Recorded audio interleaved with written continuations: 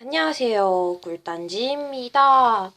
자, 우리 너무너무 반가워요. 그죠? 이번에는 저번 시간에 이어서 다른 부분을 좀 배워보도록 할 거예요. 자, 그러면 바로 시작해 볼까요? 자, 우선 도교의 수용부터 가보도록 할 거예요. 도교라는 것이 무엇인가? 그리고 도교를 어떤 식으로 수용했는가? 그에 관련된 유물은 무엇인가? 이런 것들을 좀 알아보는 시간 가지도록 하겠습니다. 일단 도교라는 것은 신선 사상을 바탕으로 해요.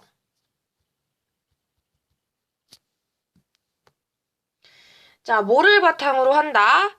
신선 사상을 바탕으로 한다.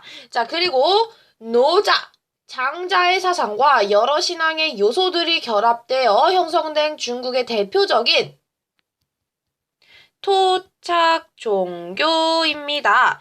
노자, 장자의 사상에다가 뭐가 플러스 됐다고? 여러 신앙의 요소들. 이런 것들이 플러스 되어서 형성된 중국의 대표적인 토착 종교입니다. 자, 늙지 않고, 요거 중요하죠.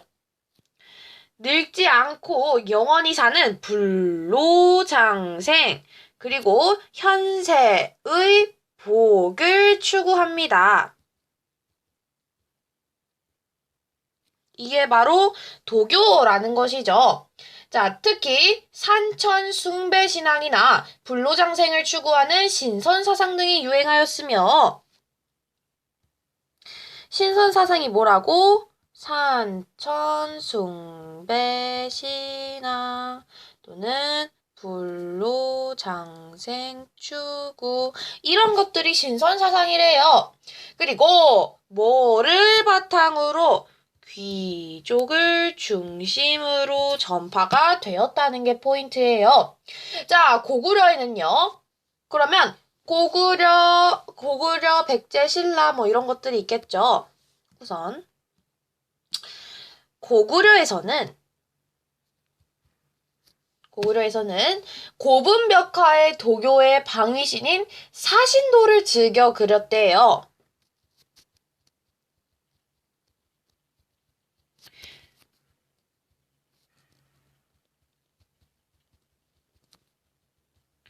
자, 요거 좀 설명을 해드리도록 하겠습니다. 자, 일단 고분이라는 것은 그렇지 지배층의 무덤이고요. 그 지배층의 무덤의 벽에다가 그 도교의 방위신인 사신도를 즐겨 그렸다고 합니다. 이 방위신이라는 것은 그겁니다. 동서남북 이 네 방향을 수호하는 상상의 동물이에요. 그래서 거기 그 사신도에 뭐가 있냐? 청룡, 백호, 주작, 현무 이렇게 있어서 동서남북을 의미하는 네 가지의 그 동물, 상상의 동물이라고 생각하시면 되겠습니다. 자, 그리고 고구려 말에 연, 개소문은 어떤 일을 하게 되냐? 불교 세력을 좀 억압하기 위해서 도교를 장려하는 정책을 펴기도 합니다. 이 말이 무슨 말인지 좀 보도록 할게요. 자, 불교 세력을 시끄러. 억압하기 위해서 도교를 가지고 온다라는 것이죠. 자, 그럼 그 이유에 대해서 좀 생각을 해볼까요? 자, 연 개소문은 우리 고구려 때로 넘어가 보게 됩니다.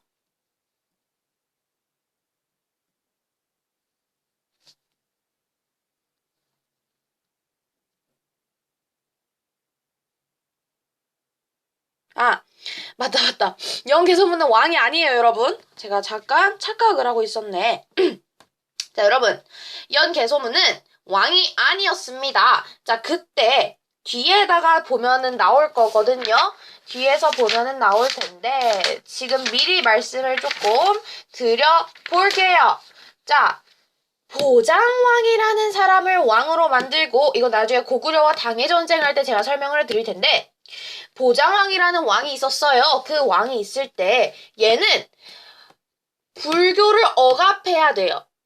왜냐면 왕실의 권위를 떨어뜨려야 하기 때문이에요. 왕이 아니고요. 자기가 나라를 좀 다스리고 싶어하는 욕심이 있었어. 그래가지고 불교를 의미하는 것은, 불교는 즉 왕실과도 같은 의미이기 때문에 불교를 억압하고 도교를 장려해서 왕실의 권위를 떨어뜨리고 싶어 하였습니다. 자, 그 다음으로 넘어가서요. 백제 볼까요? 백제의 산수무늬 벽돌. 이 백제의 산수무늬 벽돌은 신선 사상을 바탕으로 자연과 함께 살아가는 이상세계의 모습을 굉장히 잘 표현하고 있습니다. 자, 그리고 백제에 금동대향로라는 것이 있거든요. 이 금동대양료에도 신선과 같은 도교 신앙의 요소들이 굉장히 잘 표현이 되어 있다고 합니다. 옆으로 한번 볼게요. 자, 백제 금동대양료는요, 도교와 불교가 섞였다고 보시면 됩니다. 자, 그러니까 백제 공예기술을 보여주는 대표적인 작품 중에 하나로 도교와 불교 두 종교의 사상이 함께 표현되어 있다라는 것이 특징입니다. 그래서 밑에는 그러니까 연꽃이 그려져 있고요. 그 연꽃은 뭘 상징하냐? 불교를 상징합니다. 그리고 그 위에는 산과 구름 같은 것이 있는데, 그거는 불로장생의 신선들이 살아가는 산이라고 생각하시면 되고요. 맨 위에는 악사 5명이 있습니다. 이런 것들을 보면요, 우리가 이건 도교와 불교가 섞여 있구나라는 것을 생각하시면 되겠습니다. 자, 그리고 도교를 여러분들이 좀 구분을 하실 때 무, 의, 자, 연이라는 것이 적용이 되는지 안 되는지를 우리가 확인을 해주셔야 해요. 무의 자연은 인위적이지 않은 자연을 의미합니다. 인위적이지 않은 자연, 그것이 바로 즉 도교. 도교하면 자연, 자연하면 도교라고 생각하셔도 될 정도로 굉장히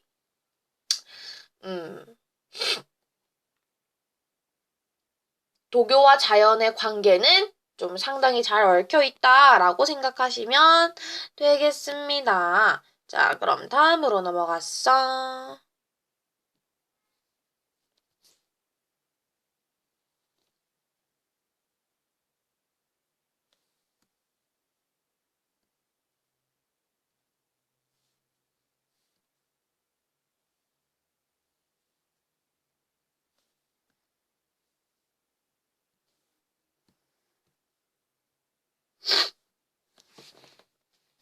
자, 삼국에는 한자의 보급과 함께 유학이라는 것이 전례가 되게 됩니다.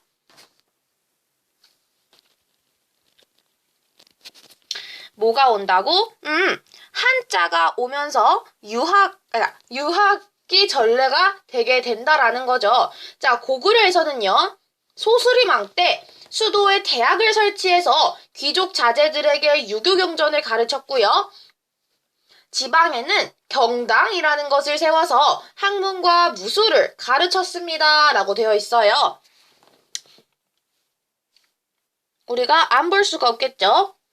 고구려의 소수리망으로 보도록 하겠습니다. 태학이라는 것을 설치한 것을 우리가 볼 수가 있네요. 자, 그러면 태학은 어디에 설치했을까요? 라고 묻는다면 우리는 수도에 설치했다고 보시면 되고요. 수도가 아닌 다른 곳에 설치한 것은 지방에 경당이라는 것을 세워서 학문과 무술을 가르치게 됩니다. 그러면 수도에 위치한 학교, 그리고 지방에 위치한 학교, 수도에 위치한 학교는 우리가 태학이라고 하고요. 지방에 위치한 학교는 우리가 경당이라고 합니다. 태학에서는 유교 경전을 가르치고요. 경당에서는 뭘 가르치냐? 무술, 학문 이런 것들을 가르치게 되는데 상당히 자별적이었다라는 것을 볼 수가 있어요. 왜? 수도에서는 태학에서는 귀족 자제들에게만 이제 교육을 시켜주었기 때문입니다. 라고 대답하시면 너무나도 완벽할 것 같네요. 자, 백제에서는요. 여러분, 오경박사라는 것이 무엇인지 아시나요? 이 오경박사라는 것을 설치해요. 그래서 유학을 가르치게 됩니다. 오경박사는 유교의 5가지 경전인 시경, 서경, 역경, 예기, 춘추에 통달한 사람에게 준 관직이에요. 그리고 주로 교육을 담당하는 오경박사는 그러면 관직의 이름이구나 라는 것을 알 수가 있겠네요. 신라의 진흥왕 순수비에는 유교 경전을 인용한 내용이 있습니다. 또한 임신서기석에도 유교 경전을 공부하겠다는 내용 또한 들어있다고 하네요. 신라의 진흥왕 순수비에도 뭐가 있었다? 유교 경전을 인용한 내용이 있었다. 이런 것들을 보아 정말 삼국이 전부 다 이 유교라는 것을 받아들였구나라는 사실을 우리가 알 수가 있겠네요.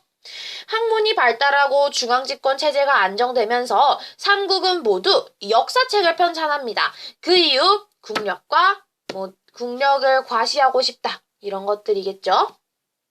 이를 통해 삼국은 국력을 과시하고 왕실의 권위를 높이고자 했으며 백성들의 단결을 꾀하게 됩니다. 자, 우리가 지금 여기서 잠깐 확인 한번 해볼까요? 자, 삼국유사가 있고요. 삼국사기가 있어요. 자, 삼국유사 누구? 승려, 이련. 삼국사기 누구? 김부식.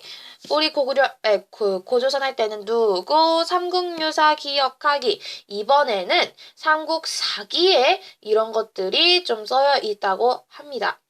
자, 고구려에서는 이미 편찬된 유기를 간추려서 영양왕 때 신집 5권을 펴내게 됩니다. 백제에서는 근초고왕 때 서기를 편찬하였고 신라에서는 진흥왕 때 국사를 편찬하게 됩니다. 하지만 이들의 역사책은 현재 존재한다, 안 존재한다? 존재하지 않는다. 자, 그러면 여러분 혹시 모르니까 정리를 한번 해드리도록 할게요. 말만 하는 거랑 정리해드리는 거랑 달라요, 여러분.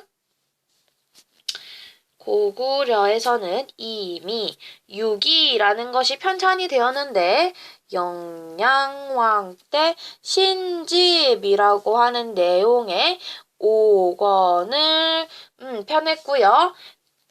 백제에서는 근초고왕 아이고야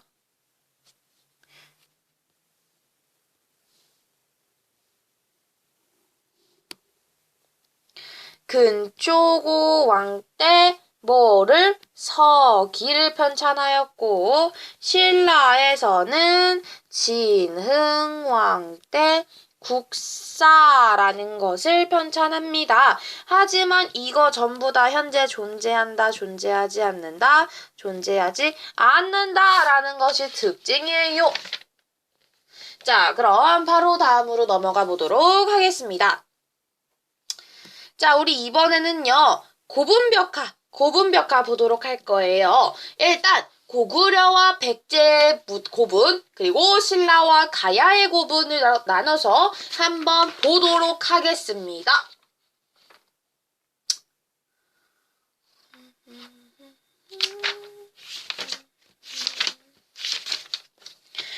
자, 고구려 초기에는요, 뭐를 만들었냐? 돌무지 무덤을 만듭니다. 고구려 초기에는 돌무지 무덤을 만들어요. 이거는 잠깐만요. 우리가 다른 부분이기 때문에 삼국에서 불교의 수용, 도교의 수용, 고분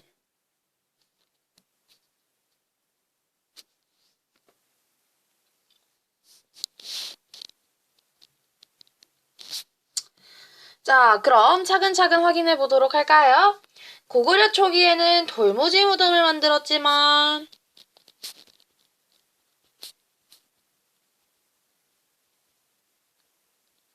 나중에는 어떻게 바뀌어요? 흙, 무, 덤으로 바뀌게 됩니다. 돌무지 무덤 내부에는 점차 돌방을 만들기 시작하고요.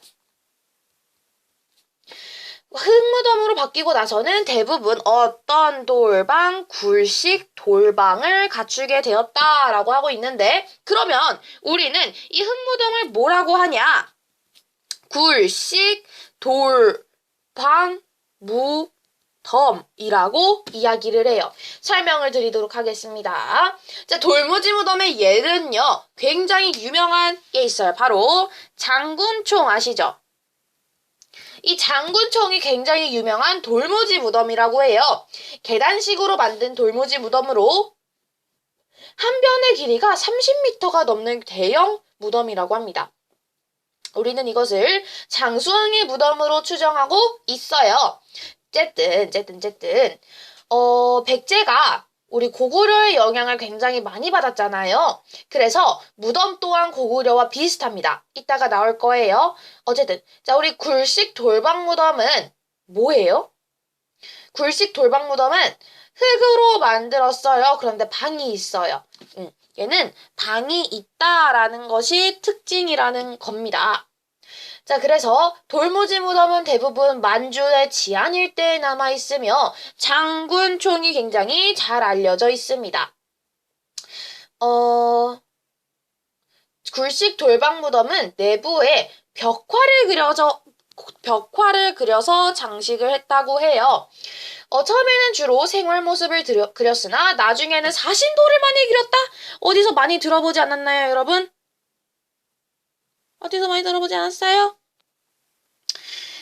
고구려의 고분벽화, 중국 방위신의 사신도 그렸다 했잖아. 중국 고분벽화 뭐였는데? 굴식 돌방무덤이었잖아. 여기에다가 고분벽화, 사신도 같은 것을 그렸다라는 것을 기억해 주시면 된다라는 거예요.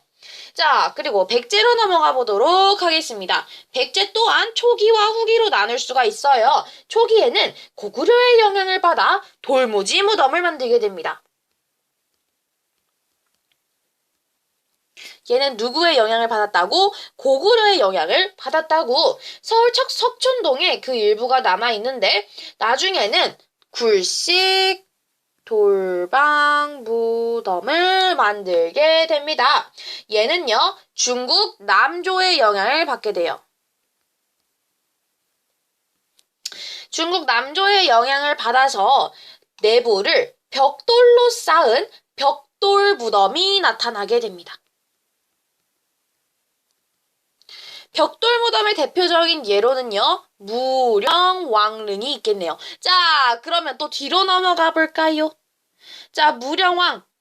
백제의 무령왕이 있어요. 백제 무령왕 어딨나? 무령왕 없나? 여기 있네.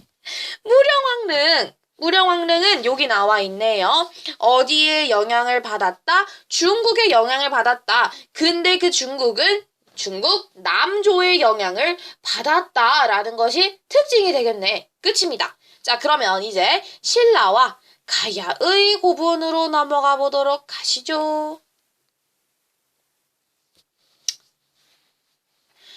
자, 신라에서는 고구려 백제와는 전혀 달라요. 그러니까 얘네 둘을 이렇게 한 묶음으로 좀 보시면 되고요. 얘는 이제 또 다른 묶음으로 보시는 게 좋을 것 같네요. 자, 신라 보도록 하겠습니다. 자, 신라에서는 고구려 백제와는 전혀 다른 돌무지, 덧널 무덤이라는 것을 주로 만들게 됩니다. 돌무지 덧널 무덤은 나무 덧널 위에 많은 양의 돌을 쌓고 다시 흙으로 덮는 되게 독특한 구조라고 해요. 도굴이 어려운 구조입니다. 도굴이 어려워요. 자, 그래서 예로는 천마총.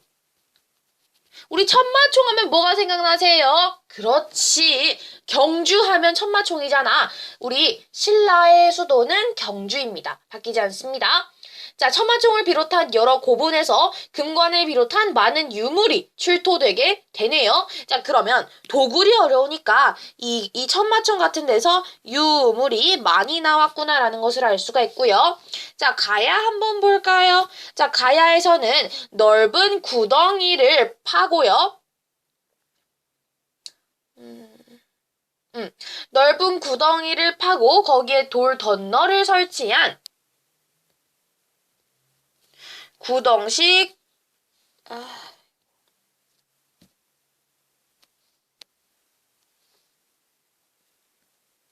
돌 덧널 무덤이라는 것을 만들게 됩니다. 가야 고분에서는요, 어떤 것들이 나왔냐면요. 갑옷, 철제, 무기, 토기, 뭐 이런 다양한 유물이라는 것이 출토가 되게 됩니다. 가야의 고분은 삼국과는 좀 달라요. 얘는 특징이 뭐냐면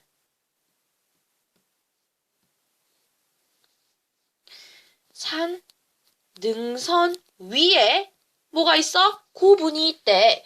신라와 가야에서는 무덤함에 다양한 껴묵거리를 넣는 한편에 순장이라는 것을 하기도 하였다고 합니다. 삼국시대 후반에는 불교의 보급과 고구려 백제의 영향으로 껴묵거리를 적게 넣는 굴식 돌방 무덤으로 나중에는 굴식 돌방 무덤으로 바뀌어갔다라고 하네요. 여기까지 우리 알아볼 수가 있었습니다.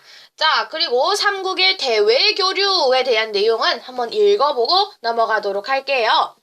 자, 삼국은 중국을 비롯한 다른 나라와 활발하게 문화를 교류하였다. 특히 중국의 문화는 삼국의 건축, 음악, 고분 양식 등 문화 발전에 큰 영향을 끼쳤다. 고구려의 왕산악은 중국의 악기를 개조하여 검은고를 만들었으며 고분 벽화에는 중국 신화에 등장하는 신이나 동물이 그려져 있다.